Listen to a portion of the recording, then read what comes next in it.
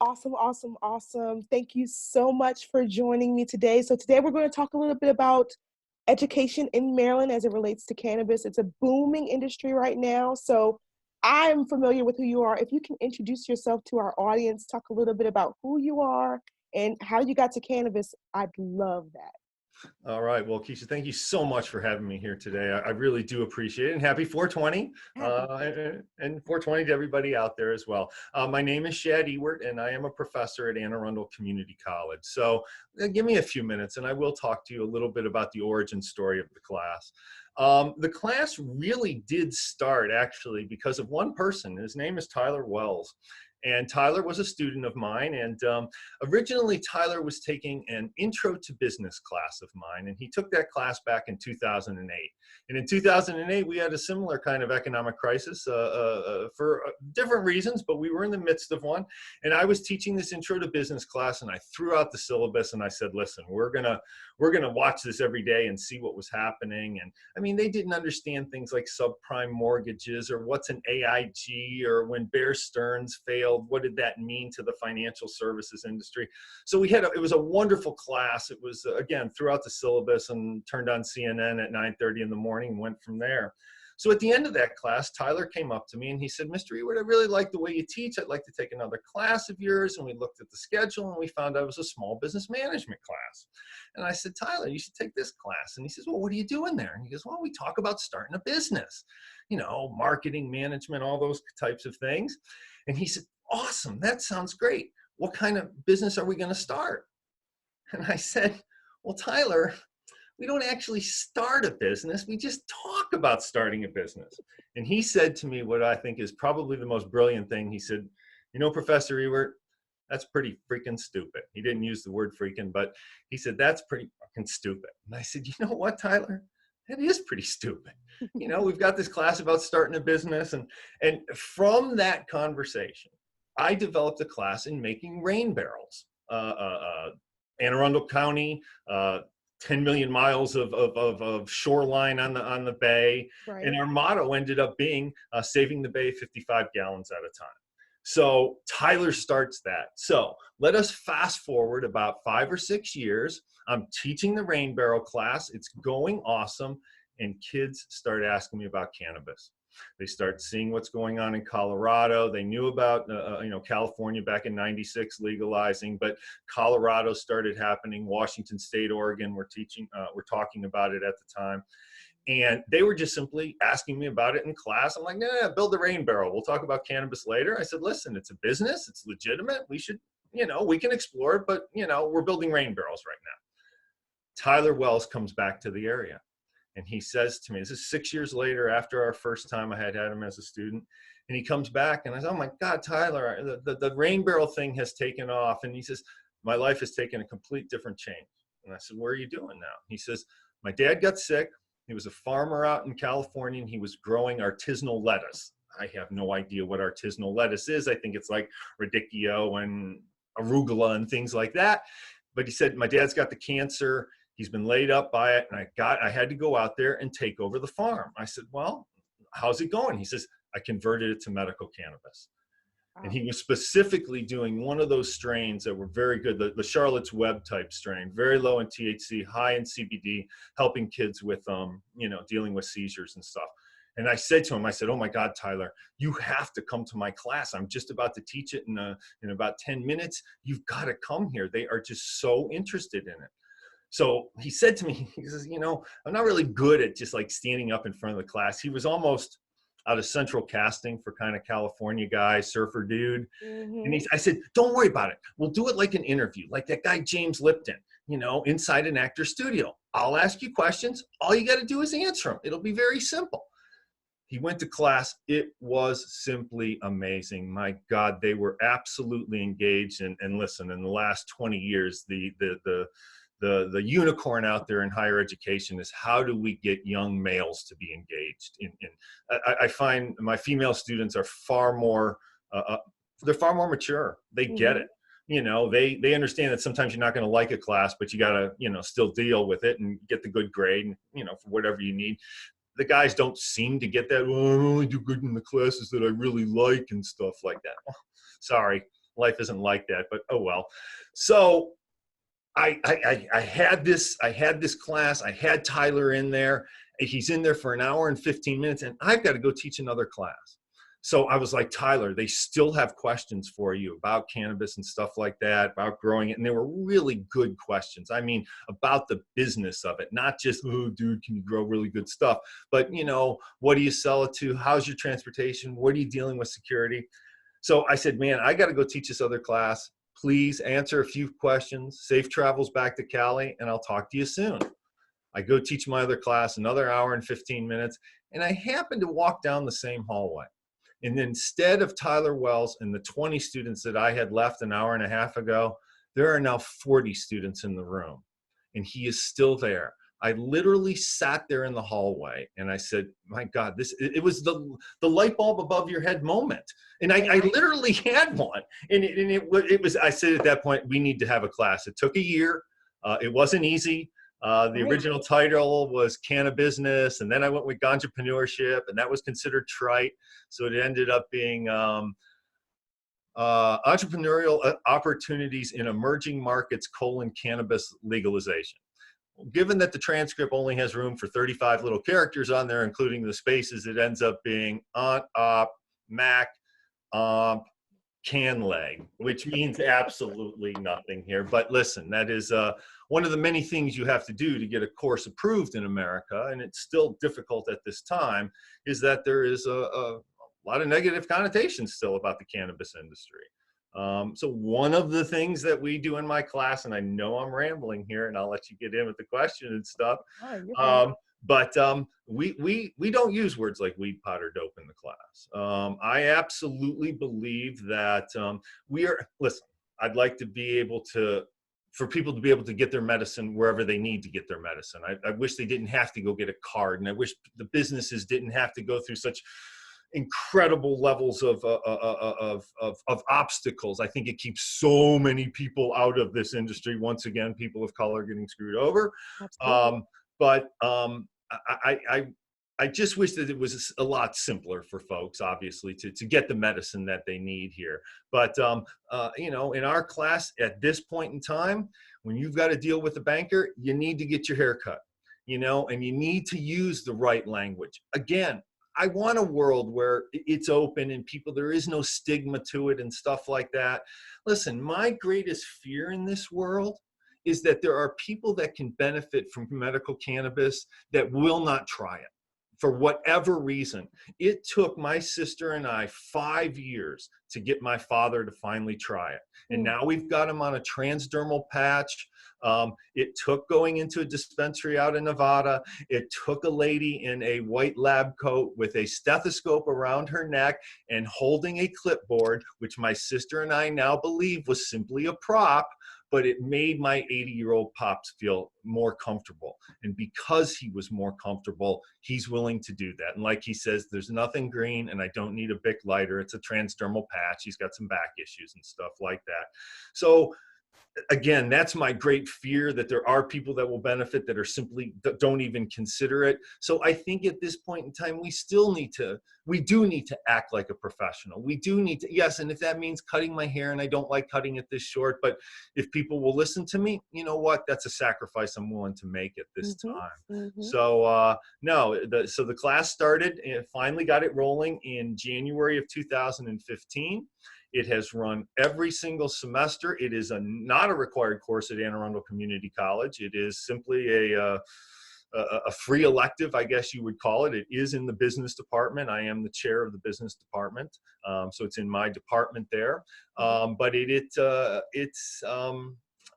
has been incredibly, I believe, successful for my students, and for me as a professor to have something that is so dynamic that literally, I mean, things change in that class. I remember the first a couple of semesters, Maryland changed the regulations 3 times on us. I mean, I said, okay, throw your notes out. We're going to start again. Throw your notes out. And finally, we had some set regulations and stuff.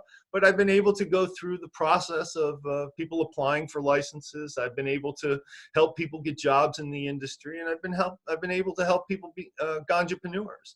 So that's really kind of the types of students that take my class. Most of my students, they don't have the economic wherewithal, like a Gary Magnum over at Forward Grow, $20 to $25 million in their pocket. As you know, we are locked out not only because it's a Schedule I narcotic, and we not do any testing here in the United States, which is an absolute other crime, that we have this amazing educational system here, these amazing research universities, and we do very, very limited amount of testing. Northern Michigan, College Park is going to have a program here, or started an online program, but they're in the high-end cannabis sciences, and I'll get to that in a little bit. I think one of the problems in education now is that we have really kind of boutique type programs, and they're like master's level programs. The jobs being created in cannabis, yeah, there's a few of those types of jobs, but they're at the very, very high end, no pun intended.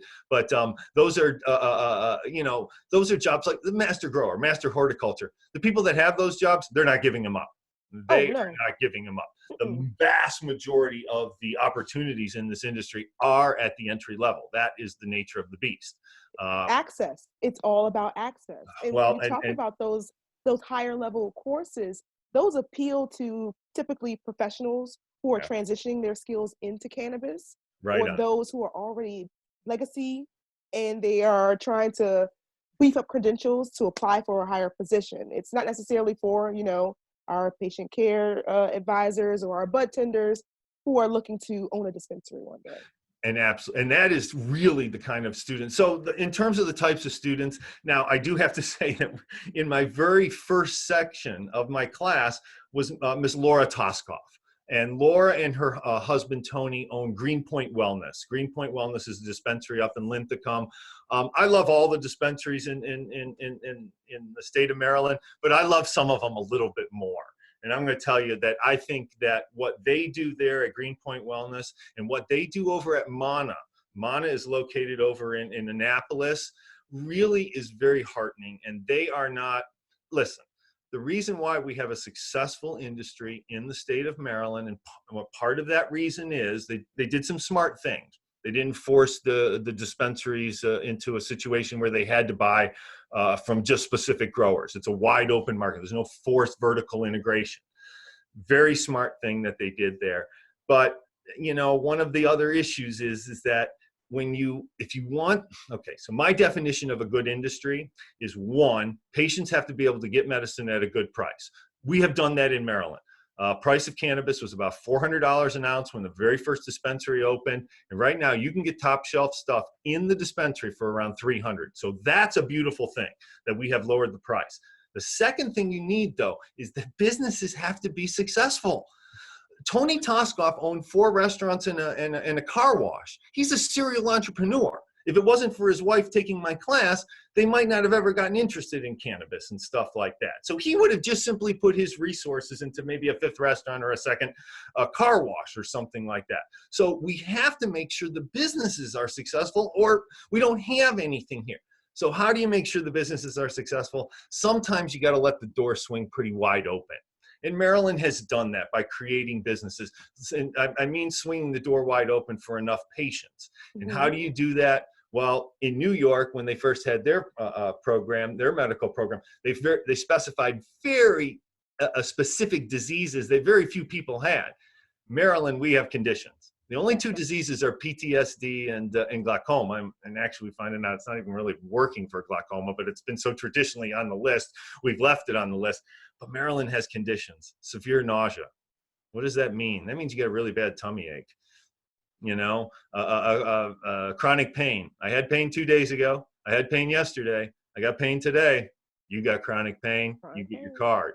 So what does that mean? That sometimes the door is swung a little wide open and you have some people that are using medical cannabis recreationally.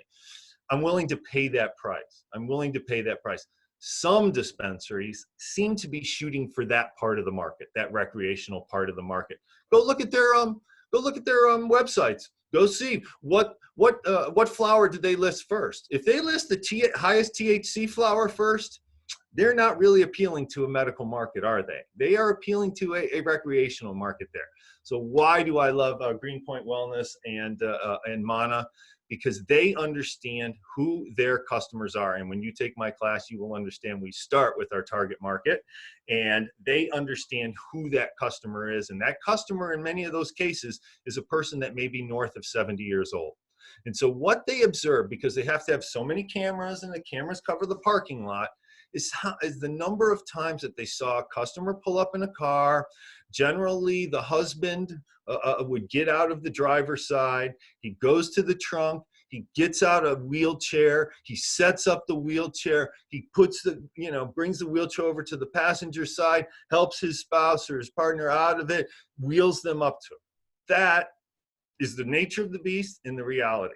So what Greenpoint Wellness did, they bought their own wheelchairs. They know the cars that have these types of people. The moment they see it, an employee goes straight outside and helps them, gets them into the store.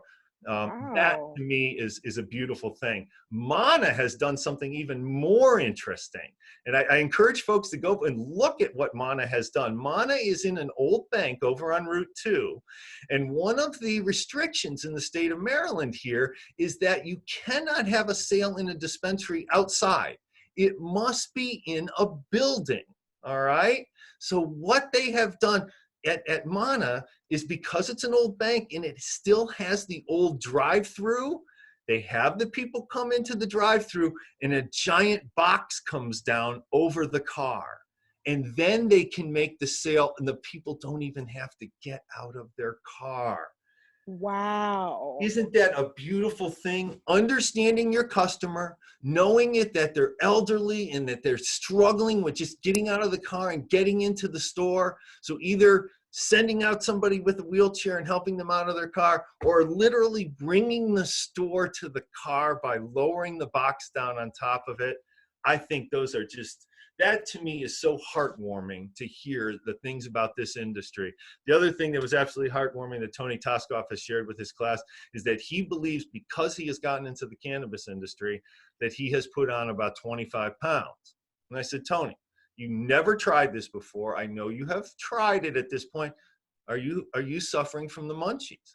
And he said, no, it's because I've got one client and she is so happy with our services, and we tell her we can give her a 30-day supply, but she only wants 7 because she likes to come in and talk to the young people about the cannabis. Oh. And every time she's coming in, she's bringing a pie. And Tony has been eating all the damn pies, and he's put on about 20, 25 pounds. But those are good 20, 25 pounds that he has put on, because that's a happy customer. And listen, the key to success in any business is repeat customers here. So good for them. Good for them. Absolutely. And I've been to both locations, and those are two things that I don't even think I noticed. I noticed that Mana was in a bank, an old bank, but I didn't even think about the drive-through. They probably had it kind of very And secure. it's just been made operational recently. It's just been Oh made up. wow. They had to get so many, everything needs the MMCC to give its blessing to, and they finally Yes. got their blessing. And Anne Arundel County, I don't think was it has not been too lenient to some of the cannabis businesses over the last couple of years, but hopefully that's But Anne Arundel County has become much more lenient, oh and that good. happened because of the election of Mr. Stuart Pittman, and that was absolutely a key to allowing places like Gold Leaf to open up on the peninsula. Previous county executive Steve Shue was absolutely against it.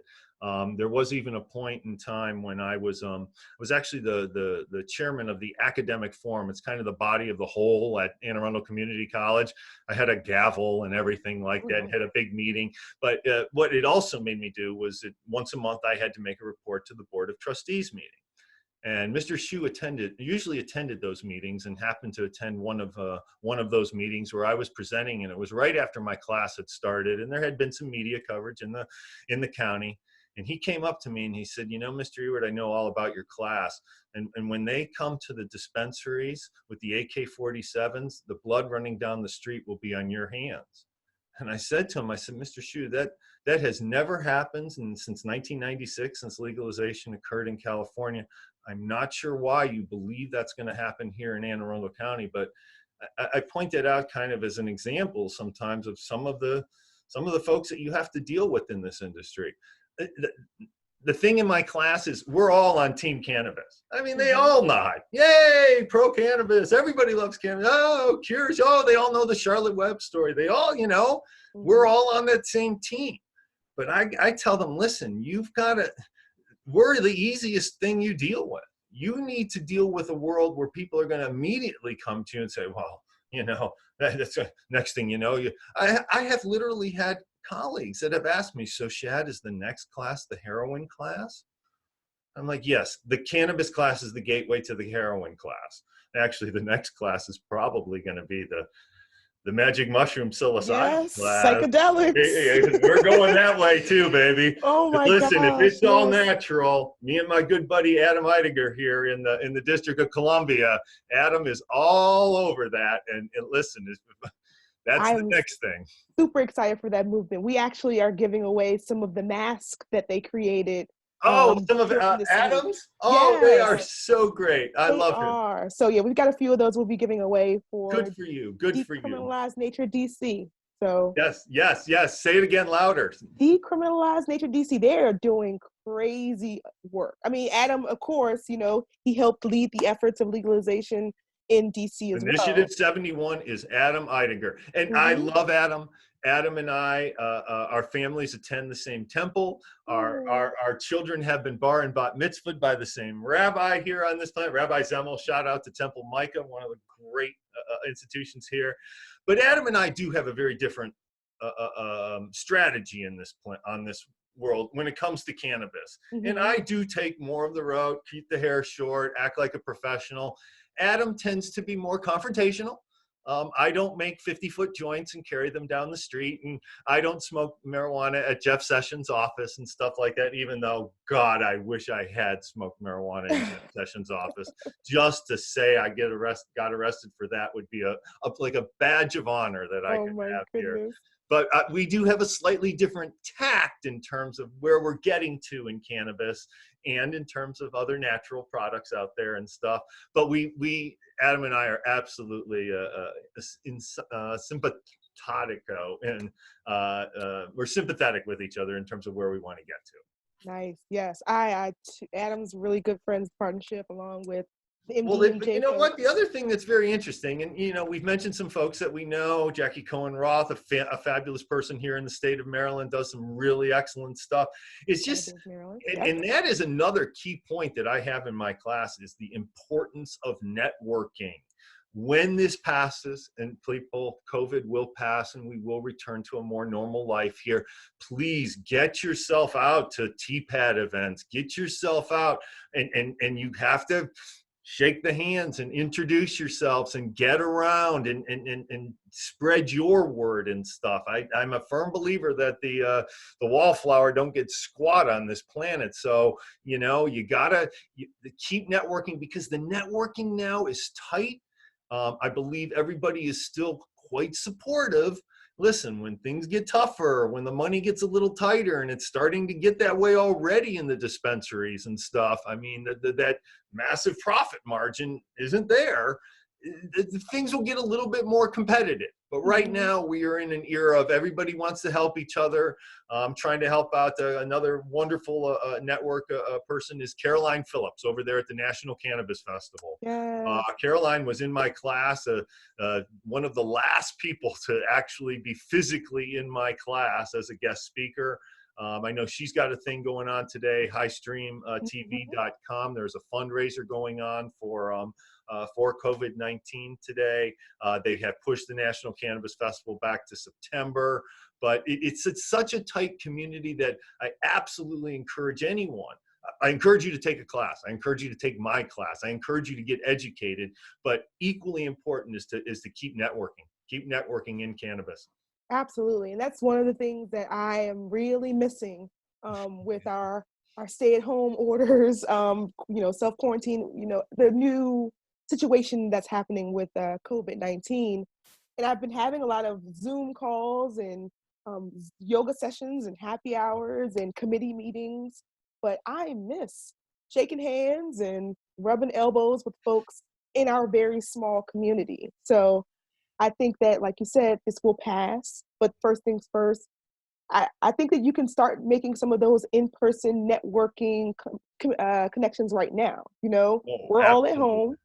Yep. You know where everybody is. Hmm. Not hard to find people. Shoot a LinkedIn, shoot a DM, shoot a Facebook message, and start building those connections, because we will again be outside in the elements. So get to know some folks so that that next event will be a little bit more enjoyable. Absolutely. 100%.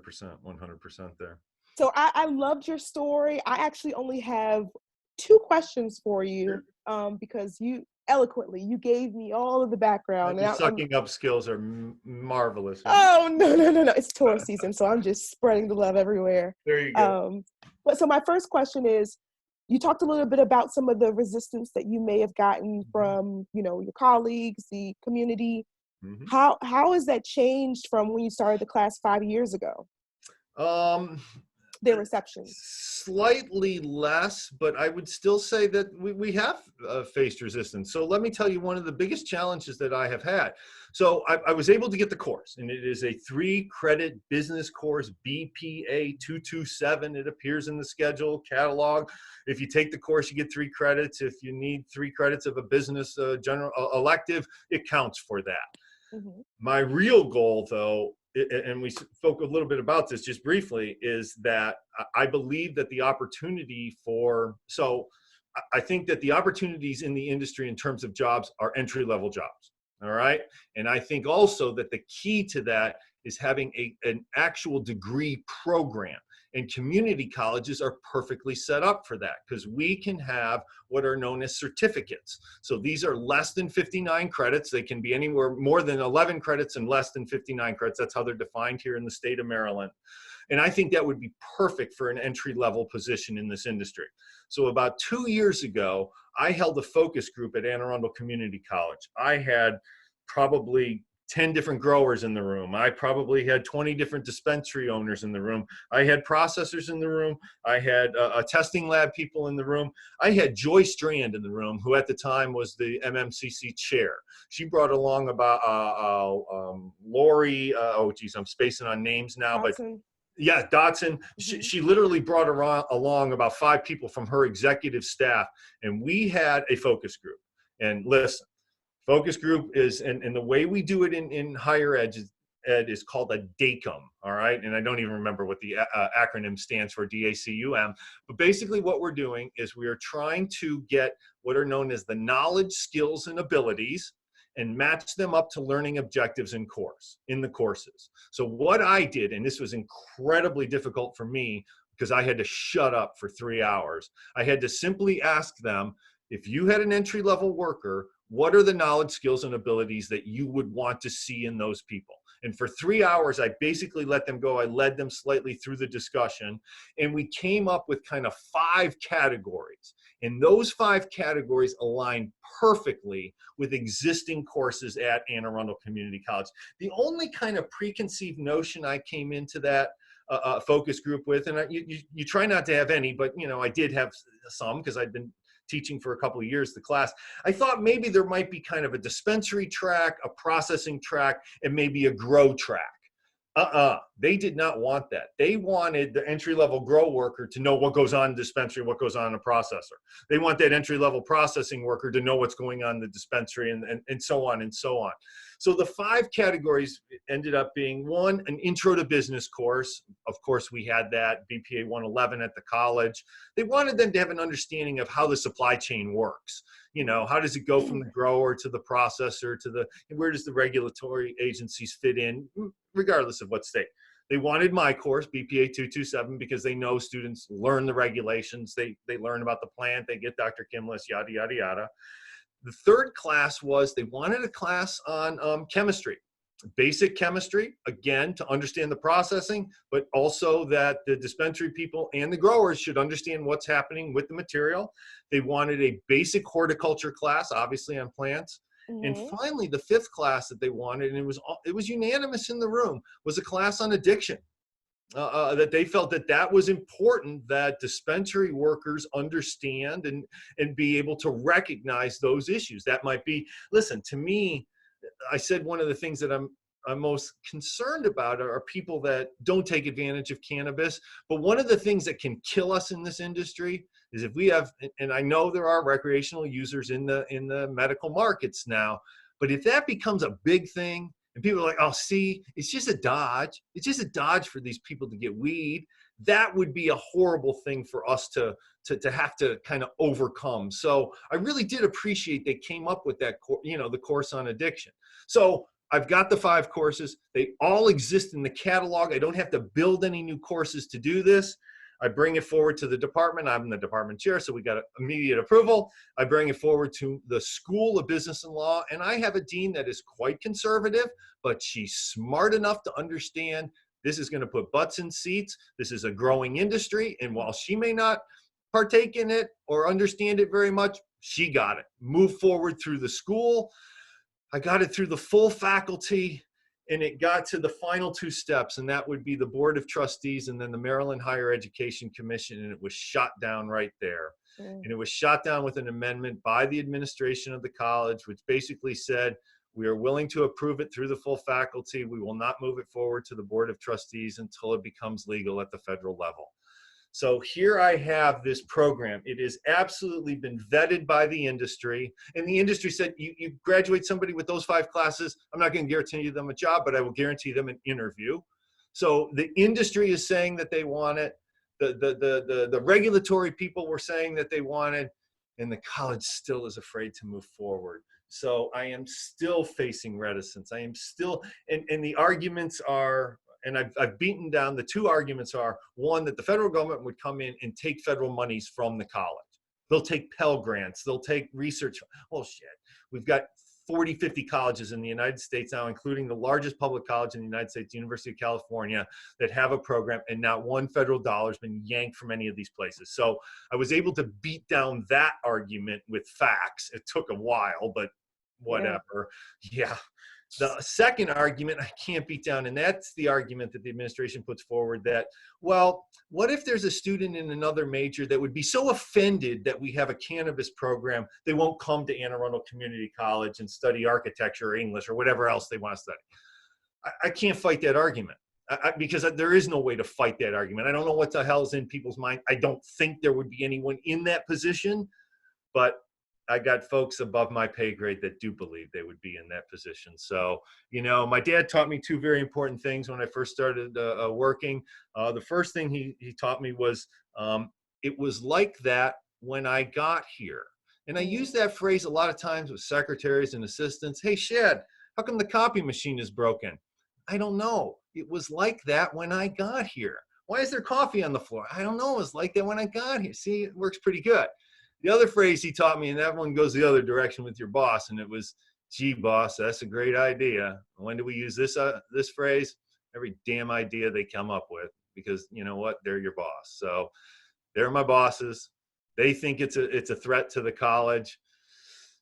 Oh, well, I'm still fighting it. I fight it every single time. And the ray of light may be that the COVID-19 is going to force me to go online with this class in the fall. And we have only done it face-to-face. And if I can have an pretty explosive enrollment, at least in the 1 class in the fall, it may shake them up enough to say, oh my God, he's right. There is massive amounts of enrollment out there. So yes, I am still fighting headwinds. I get frustrated. I come home, I scream into a pillow. And then I say, okay, because in the cannabis industry, for every 2 steps forward, there's 1 back and 1 sideways. But if you've been in this industry for a while, you know that. Scream into the pillow, do a bong hit, and move on. It's And just a little dance. Just do a little there dance. you go. Keep fighting the good fight. Keep fighting the good fight. You had another question for me. Yes. All right. So this is my final question is, Okay. so we talked about the stigma that you have to kind of face every semester with your colleagues, your academic institution. So talk to me talk to me a little bit about the success of your students, some of the skills that they've come away with, because I've heard great things. I've seen great things. I am thinking about the fall. I don't have any cannabis certification background, but I've looked at your program. I don't necessarily want to enroll in anything full-time, long-term, student loans, big bills. So I love the fact that, like you said, the community college is a perfect platform for these types of courses. So yeah, tell me a little bit about your students. Oh wow, that's now you're right in my wheelhouse here. I'm gonna tear up on you a little bit sometimes here. So one, Laura Toskoff and Tony and her husband owning Greenpoint Wellness. Now they're the oddballs. I mean, the oddballs from the standpoint that most of my students don't have the economic wherewithal like they do to open up a dispensary or a grow facility. So but that and the way they do it to me just makes me so proud. And the fact that they come to they won't come to my class this semester, but they have come to my class and graded my students' finals and given them feedback. And Dean Warner, who is the manager up there, is a former student of mine. And the fact that a young man in his 20s makes more money than I do when I'm in my 50s, I guess that should make me feel proud. I'm proud also of, listen, I think probably the biggest group of students that come and take my class are those that simply want to get a job in the field. And so I probably have 20 or 25 students that are working in the field. So more than likely, you have dealt with some of my students. If you've been at Mana, if you've been at Greenpoint, if you've been almost anywhere in the state, some of my students are there. So that's tremendously satisfying for me. Listen, when you're in the college business like I am, I like to tell people I'm in the dream business. People come to me with a dream. I probably have about 5 or 6 ganjapreneurs out there right now.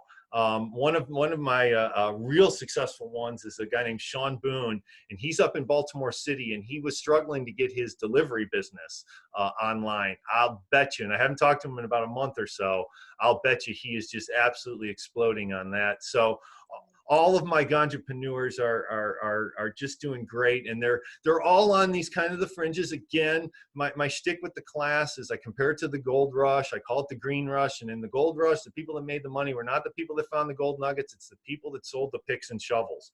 So even a kid like this who made this sticker, this is a $459 for 1,000 of these stickers. And he sold them all in 9 days for $5 a piece. He cleared $4,500. That was from my very first class, again with Laura Toskoff was in that. And the young man, I said to him after he told me he sold them all and he cleared $4,500, his name's Darren. I said, Darren, you can complete your associate degree.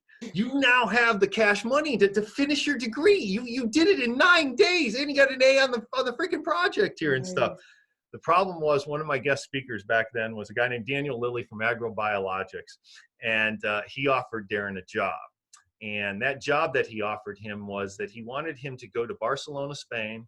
He was going to put him up in a 2-bedroom apartment for 3 months, pay him a full-time salary, and his job was to try as many different strains as possible and write about them. And I said to him, I said, but Darren, you can finish your degree. And his response was, Mr. Ewart, can I get a ride to the airport? I said, yes, sir.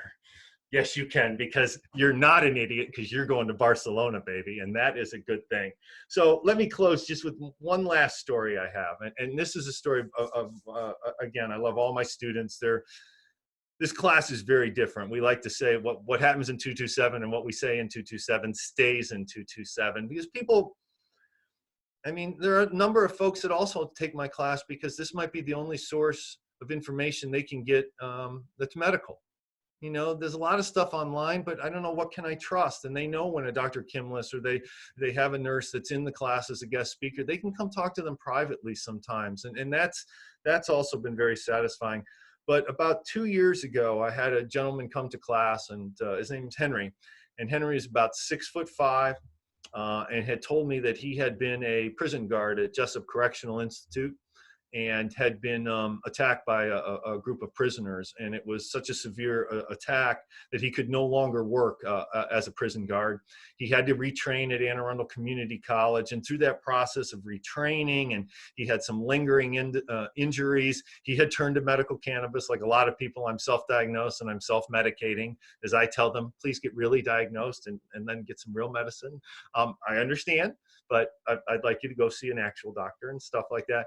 And Henry came to me, and he he had found he had found some employment that he could do from home, and he was fine. I mean, he had a wife and 3 kids that he was dealing with as well, but he was doing okay. But he said to me, he came to the class, he said, "Mr. Ewart, I have discovered cannabis. It helps me out tremendously with these injuries that I suffered here." But he said, "Man, I just want to get in this industry. I really think this is my future. I absolutely am passionate about it. And whatever you can do that, just get me in." And he was absolutely attentive in class. He was there early. We worked on his resume together and everything. And I remember about a month after that class ended, he called me at my home and he told me about a job that he had gotten. He got 2 jobs, actually. He got one in a dispensary, and also he is with an equipment leasing company. Henry is now making 6 figures. All right. But on that initial phone call, he started crying. This is a 6'6" dude. I mean, former prison guard. Started crying on the phone. He said, "Man, I don't know if you remember, but that day, the first day, I said, just get me in the door." And you got me in the door. I'm not shitting you. I was sitting here, tears coming down my face. The only other time I have ever felt that good about somebody else getting a job is when my children have gotten a full-time gainful employment on this planet. It was absolutely one of the most satisfying things that I've ever had in anything that I've done in higher ed. And that's what keeps me going. That's what keeps me going. So 2 steps forward, 1 sideways, 1 backwards. I can deal with that. I can deal Nice. with that. I mean, well, you can tell your passion through your voice. I could see it on your face. I mean, I know the work. I've heard of your class before I even met you. So I know that your work and the dedication and the passion that you have travels with your reputation. So thank you so much. I'm definitely going to make sure that I insert the information about your class coming up. Super. But like you said, it's always 227 BPA 227 That's it. That's at it. Anne Arundel Community College. But once again, I want to thank you so much for sitting in the seat, telling your story, telling all of your stories, because those are greatly appreciated. And I'll make sure that folks know where to find you and follow up with you. But if you want to drop any contact information for them, you can now. All right. You can absolutely email me at sbewart, that is sbewart at aacc.edu. And don't give me a call. I'm not there in my office, so you don't need to call my office there. But just drop me an email, and that would be the best way to get a hold of me. And thank you so much. Again, I appreciate this opportunity. And anything else you ever need, you got me. Oh, don't worry. This is won't be the first. I mean, this won't be the last. This is only our first, so don't Awesome. even worry about it. But thank you so much for your time today, and we look forward to speaking with you again in the future. Excellent. Thank you. Bye-bye. Bye.